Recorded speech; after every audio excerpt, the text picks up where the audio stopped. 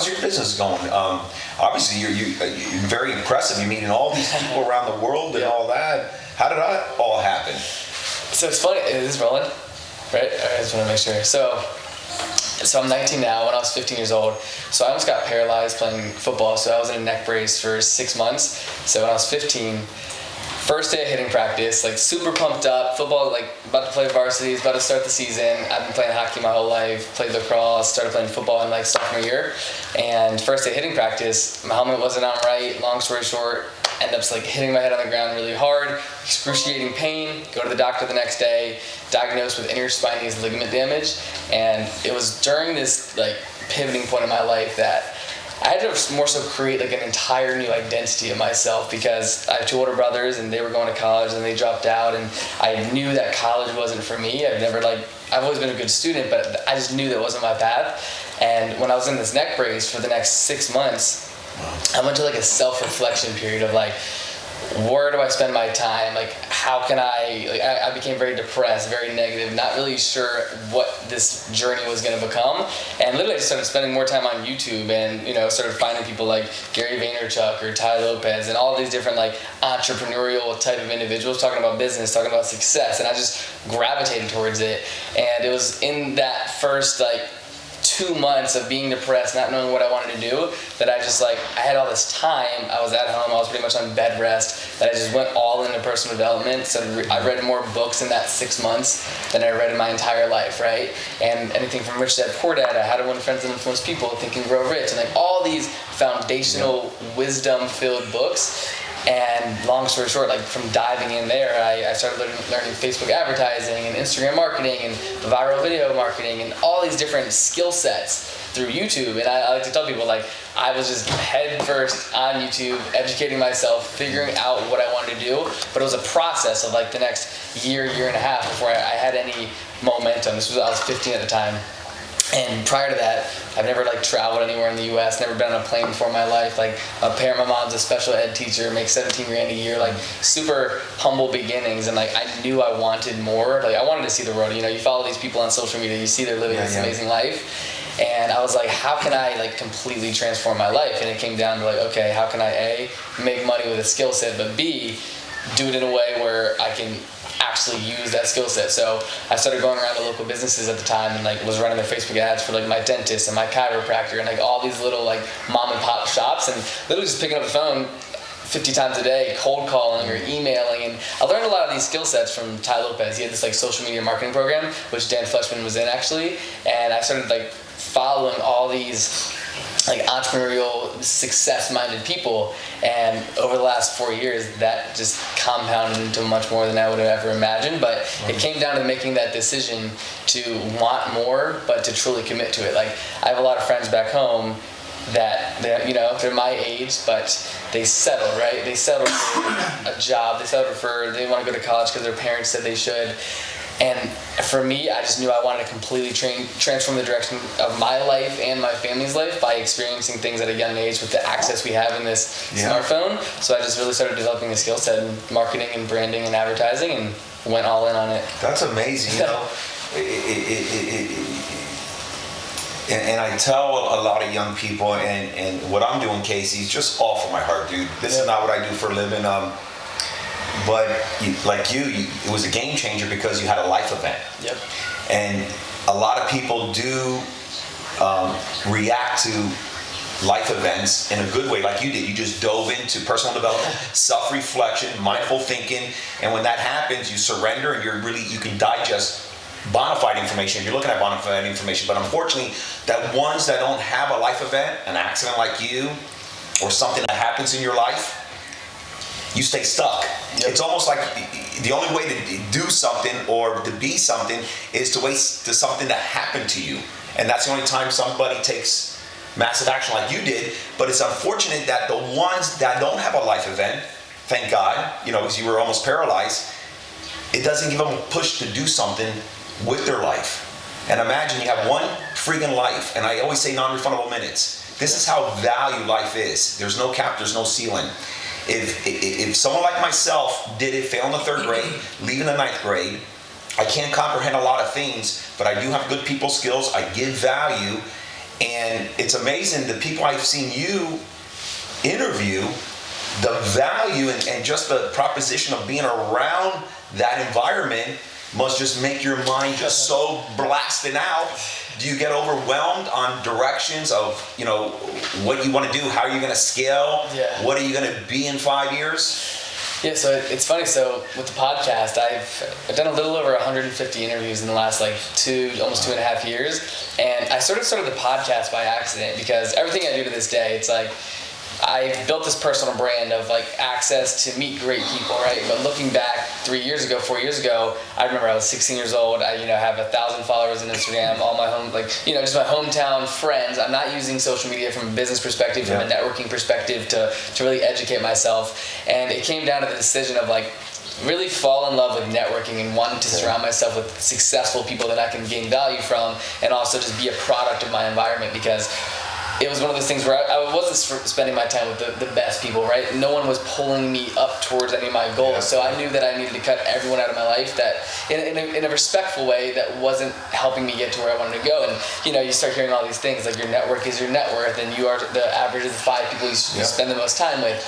All of these foundational practices and wisdom that I was hearing, I just wanted to apply it. And for me, I felt like if I followed Bobby Castro on Instagram or Gary Vaynerchuk, I would get closer to that person, and I could, absorb something that they say, and it could actually benefit my life. So I started following dozens of these entrepreneurs. And for me, like I said earlier, having traveled before, there was people like Dan Fleshman that were having these events or speaking at events. And I met this young kid, Caleb Maddox? Nope. You gotta meet Caleb Maddox. So he's 17 years old right now. He was 14, I was 15. He was speaking on stage with Tony Robbins, doing keynotes with Gary Vee in Australia. He's wrote 7 books. He's made millions of dollars by the time he was 15 years old. Killing the game. And I saw this young kid from Florida, from St. Petersburg actually, and we just started DMing on Instagram, and long story short, I started following him. We started connecting on Instagram, and that was one of the first times I really connected with someone genuinely online that led to a deeper relationship. So long story short, this is the end of 2016. He hits me up and he's like, hey man, I'm speaking at an event in San Diego. You should come out and speak on it. Because at the time I was doing Snapchat marketing. I was trying to build my brand, putting out content, right, just from my bedroom in Virginia. And I was like, dude, I've never been on a plane before. I've never been to California. My parents haven't flown in 12 years. Let me see what I can do. So, and I always tell people this was one of the hardest sales of my life. It was how can I convince my parents to let me travel to San Diego, skip 3 days of school to speak at this event that they have no idea what I'm talking about. So literally, I remember it was winter time. It was in December, and they're like, no, just go get a new snowboard, right? We're going snowboarding next weekend. Just go get a new snowboard, because they didn't know that other option of going to an event, booking this flight. So I ended up just booking a flight for me and my dad and being like, hey, I booked the flights, we're going. And that was the first time I ever went to California. I flew out to San Diego on a Friday, came back on a Tuesday. That's the day I met Dan Fleshman, all these great people that I was following on social media. At the event, yeah. This was January 15th, 2017, so almost about a little over 3 years ago now. I just got this highlight on Facebook or whatever, right? A flashback. But it was in that moment where I just started surrounding myself with these people. I met someone like Gerard Adams, Dan Fleshman, Caleb Maddox, and all these successful entrepreneurs that completely pivoted my way of thinking. So I get back home 2 days later and I'm super amped up. I have all this content, I met all these great people, and I was like, okay, now what? So I end up DMing, I always talk about the value of direct messages, and that's gone full circle in the last 4 years. But the first I would say impactful DM outside of Caleb Maddox, Ty Lopez, right? So I sent him a DM. I was like, hey Ty, I was 9 months ago, I was in a neck brace, depressed, not sure what I wanted to do with my life. Now I've just spoken at this event with Caleb Maddox, Dan Fleshman, and spoke about Facebook advertising, and just kind of said thank you. That was my true message to him. At the time, he has millions of followers. I wasn't expecting a response. I more so just sent something gratitude, right? And he responded, and he said, you should come out to LA and shoot a video with me. Text me. Flash forward 2 weeks later, I'm on a flight. He flies out, me and my mom, to LA to shoot videos with him. We do make all this content. He shouts me out. You know, he creates like this case study out of me at 16 years old, going through his program, starting to close some clients. And it was those two back-to-back moments that like set the tone and set the pace for the entire next 3 years. I literally dedicated like every month, maybe every 2 months, I was flying out to LA because I met a couple people out here. I was staying with them, just like coming out here, going to events that Dan was hosting or whoever it was, just like fully immersing myself in this different world. And like I remember junior year, I was just all in. You know, I missed like 40 days of school. Senior year, I missed like 80 days of school. Still graduated with a good GPA. Like I was a good student, but I just fully committed to my craft. And like through the entire year of 2017, I was able to build my brand a lot, connect and collaborate with a lot of great people, continue to grow my agency. And through that period, I was like, how can I get deeper with these people that I'm networking with, right? Let's say we're at an event with 100 people. I meet Bobby, right? How can I get deeper with him? Because there's a lot of, you know, when you go to a networking event, you have a couple minutes with someone, and I cherish depth. And that's when I saw Gary Vee talking about podcasting and, you know, how to leverage that to network in different ways. And I remember I sent Gary a DM on Instagram, and I was like, hey Gary, I'd love to, this was like one of the first K-Swiss sneaker he dropped. His team sent me a pair because I was reaching out to him. And I was like, hey Gary, I'd love to meet with you in New York and like talk about this new shoe, X, Y, and Z. And then he said, like, let's set it up. And I told him, I was like, I want to interview 40 people before we meet because you inspired me to start a podcast. So this was like the end of 2017, and I started my podcast. It was like December 27th, 2017 was like my first episode that aired.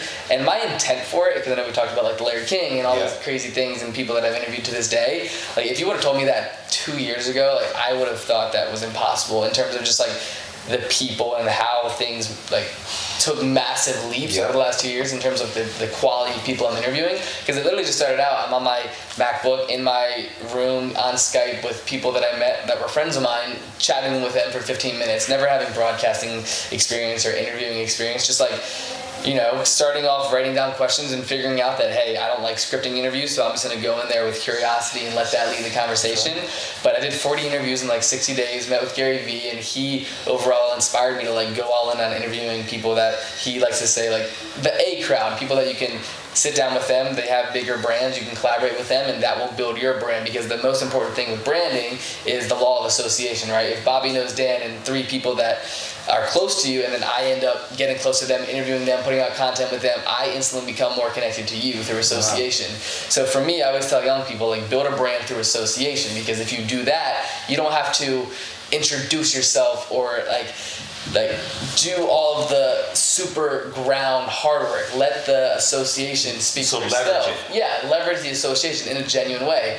And over the last 2 years, you know, like I said, I've done 150 interviews, and I really fell in love with just like the people skills. So like I've done a lot of events. I just did an event with Drama from Young and Reckless, and we had someone like Rob Dyrdek come and speak, and Michael Mente, who's the CEO of Revolve, and Robert Greene, and all these amazing people that Drama has in his network. But it's a hilarious story. Do you know Drama? No, I'm a virgin on this stuff. We're gonna get you on the podcast. We were talking about that. So his podcast, Short Story Long, he has this clothing brand called Young and Reckless, and his cousin Rob Dyrdek, who's actually the skateboarder? Yeah, skateboard guy, right? He has a skateboarder. He has a show like Robin Big way back in the day. Now it's like Ridiculousness. Big MTV guy. But Drama was his cousin that came out here and was on like the top MTV show back in the day. And I was following him since I was like 8 years old. And just like watching him on MTV. They had this amazing TV show. And he was one of the first interviews that like kind of like it opened up a different level of thinking of like, wow, like someone that I've been inspired by, that I've looked up to for years. I send him one DM on Instagram about the book he's reading because he posted it. He gets back to me and says yes. Like I fell into the mindset of like, I always tell people like, what DMs are you not sending today that could lead to so much more? Or what emails are you not sending? What phone calls are you not making?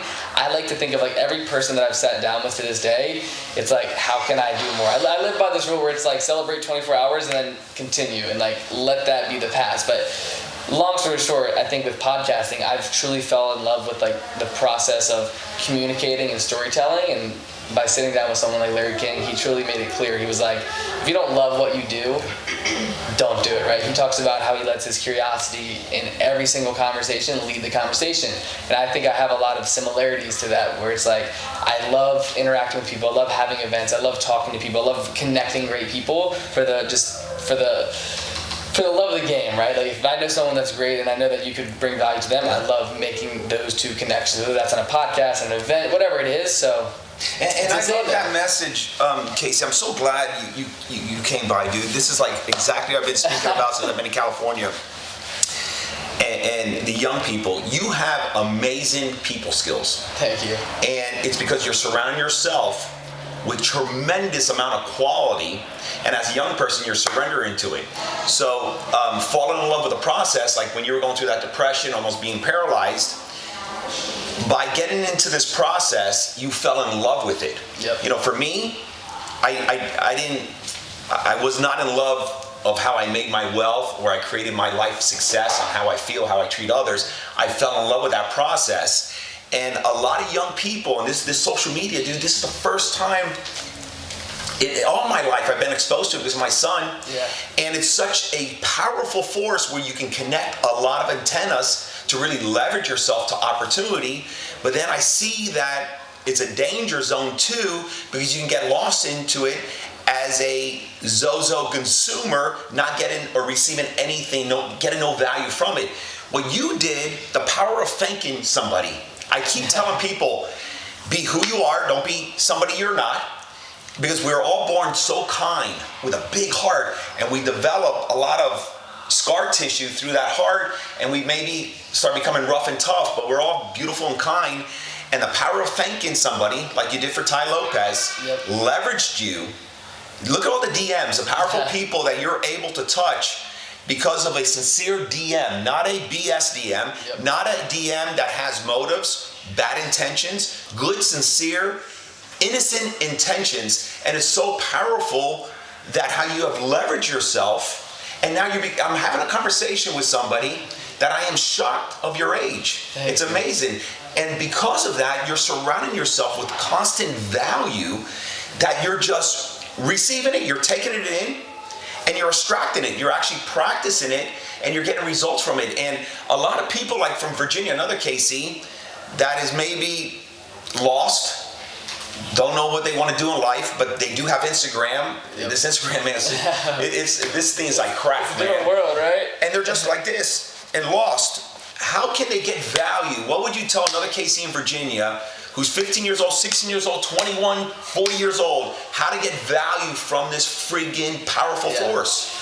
So it's funny, so like social media, right? Just everything about it, Instagram, YouTube, Facebook, like you are a product of what you consume, right? And that comes down to who you follow or what you let yourself get into. And it's funny because I used to look at social media completely different than I look at it now, because I think every person that goes on social media, like you need to go there with an intent. Meaning, for example, you can go on there just to be entertained, but you have to, I think people need to be aware of why they're doing it. Like, for example, if everyone's watching this video and they pull out their screen time, like how many hours are you spending on Instagram a day, a week, a month? There's data that can tell you how much time you're spending, and that's when I love when you say non-refundable minutes, because for me, it's like, every minute you spend on Instagram, how is that not going toward, is it going towards your business? Is it going to communication? Is it going towards your brand, relationships? I think for me and anyone that's wants to actively utilize social media for a bigger purpose, for whether that's business or communicating or building a brand or whatever it is, you need to focus on producing, not consuming. Okay. Because I think there's a balance, yes, where it's like by consuming you can figure out what's best to produce, whether that's by following different people that are putting out content, whatever it is. But I make sure, like, every time I'm on social media, let's say I watch someone's Instagram story, and let's say you're with someone, like let's say it's Dan Fleshman, I know we've brought his name up a bunch, but I try to navigate through it and network. Meaning, if I follow 150 people and I go on Instagram and see some of their pictures and they tag someone that they did a podcast with or whoever they interviewed, whatever it is, I try to reach out to them. Let's say I follow someone that I know. I just always try to be a producer, whether that's sending like 25 DMs a day, commenting other people's posts, saying thank you to people that are DMing me. I am very aware that I'm not on there without a purpose, and I try to moderate that and stay mindful of it, where it's like if I catch myself watching this video and afterwards I'm like, okay, why did I just watch that? What did I get from from that. I think everyone just needs to be mindful of why they're on every single platform, because if you aren't, you can fall into this trap of wasting 4 hours a week, wasting 6 hours a week that went to completely nothing, that led to no value for your life or your business or whatever it is. So I would say, back to just how I apply social media, is just with intent. Every time I'm on there, I'm like, okay, why am I about to open this app? Why am I about to open Instagram? Why am I about to open Twitter or Facebook? Like, I try to tell myself before I even open it, what do I want to get out of this right now? Is it I want to be entertained? Is it I want to, look at a video from Gary Vee or Jay Shetty or Bobby Castro or whoever it is and learn something? Or am I on there just to see what's up with people, friends and family, and just check it out?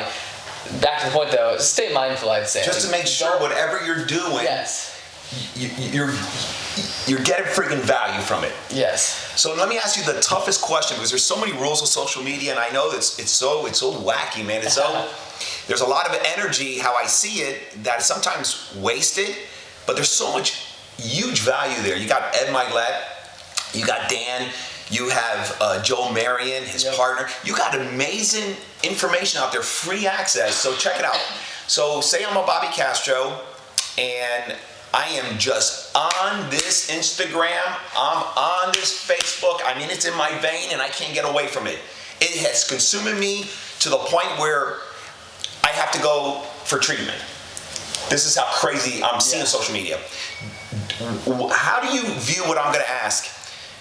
If I have this issue and I know inside, I'm being honest with myself, I'm spending too much time on social media, and half of the time I'm not getting no value because I'm in Zozo land, do you recommend someone that has a severe issue to prevent themselves getting distracted by limiting some of the profiles that they're following? Because I understand through Instagram, if you follow someone, that you're getting fed their information. Yep. But do you recommend someone that has an issue with this, Casey, to go back to their library of people they're following, saying, you know what, I have to get myself focused. I only want to receive value from social media. Let me go ahead and delete this that has no value to my goals, to my targets, to my benchmarks. I'm not going to get nothing from it other than distracting myself. And has anything, no one ever wants to talk about that. Yeah. How do you control the pulse, man? Yeah, no, that's a great question. And I think I've gone through waves of not only just unfollowing people, but I try to look at it where it's for example, Instagram's algorithm, right?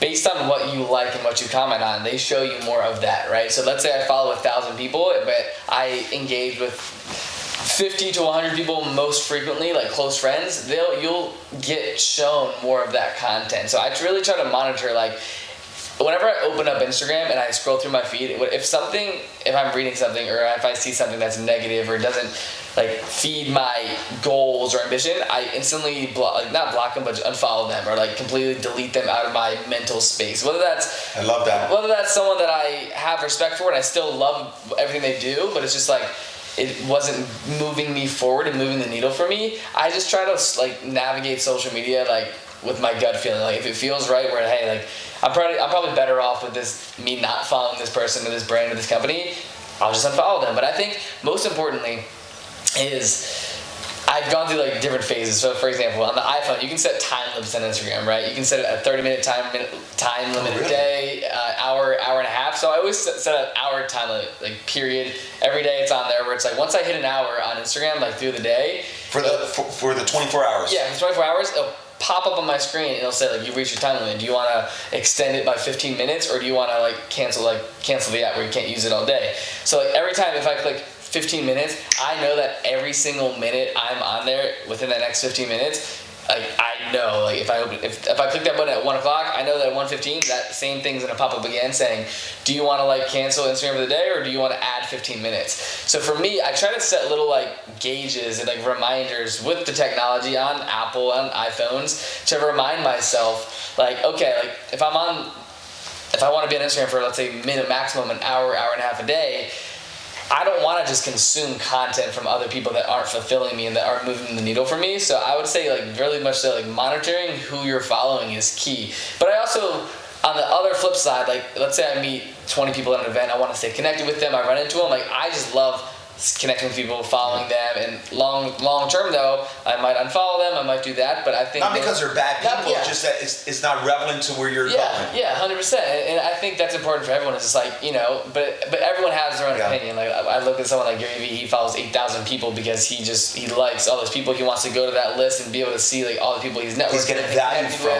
Yeah, but he's not watching 7,000 people's Instagram stories or looking at their posts. So I think it's depending on like how you use it. Because I know like my good friend Charlie, who we were talking about earlier, Charlie Jabley, he's at an event tonight in LA. He's an amazing guy. His close friends, close family, business partners, he doesn't follow them, right? It's following 0 people, so he is not a consumer. If he goes on Instagram and wants to see what Bobby's up to because he's a good friend of yours, or see what Casey's up to, he'll manually do it. Which I think, and I haven't made the switch yet, but I think it's so good, and I'm curious to see if I do that, how it affects me, because on Instagram, if you follow these people, they just serve you, you know, what you like, depending on what you engage with and what you view. So I think if you just completely erase that, which someone like Charlie has done, he's told me like his shift of like how he looks at Instagram, it's all producing, it's all like intentful, because if he wants to see what a close friend is doing, you have to manually look it up based off of the fact that they popped up in your head, right? So I think it's dependent on like setting those little gauges, whether that's unfollowing everyone, setting that time limit on your phone, or just being clear with like everyone you follow, making sure that they can add value to your life, right? So I think those are the 3 most important things. And I love that you said you're the product of what you're consuming. It's so awesome. You know how I created my wealth, Casey? All my wealth, man. Every freaking penny. Back then, they didn't have any internet. So it was not, I'm not saying it was easier, but I had less distractions. I was exposed to less distractions. And I used to be, and still, obsessed and addicted to autobiographies. These are real documented stories. These are real Larry King stories of how someone got from A to B, went from B to C, from C to D. Yep. And it just taught me so much. That's all the tools I had. And now, dude, I'm 52 years old and doing this from my heart, just giving back to especially young people. That's why I'm paying attention to Instagram. There's a good amount of those documented stories out there. So if I was in the drapery business as an entrepreneur, or if I was a designer, whatever your deal is, I would just consume completely everyone and anyone who's successful in this particular industry, because man, I am one that a lot of people say, well, Bobby, you must be taking speed, you must be taking coke, you must be taking crack, whatever the drug is to get you up there. And I don't do none of that. I'm just high on life. And because I get value of everything I consume myself with, I get paid every minute. Yep. I get paid millions and millions of dollars a year from receiving value. This weekend, I did that boot camp out of my heart. I walked out exhausted, feeling good about the fact that I did what I said what I was gonna do, and just giving value, because when you give value, man, and it's not talked enough, all day long, just give value. You can be broke, you can just be with you and your wife, you and your girlfriend, just get value from it. And how you get value from it, don't argue, don't flame it up, just try being more productive.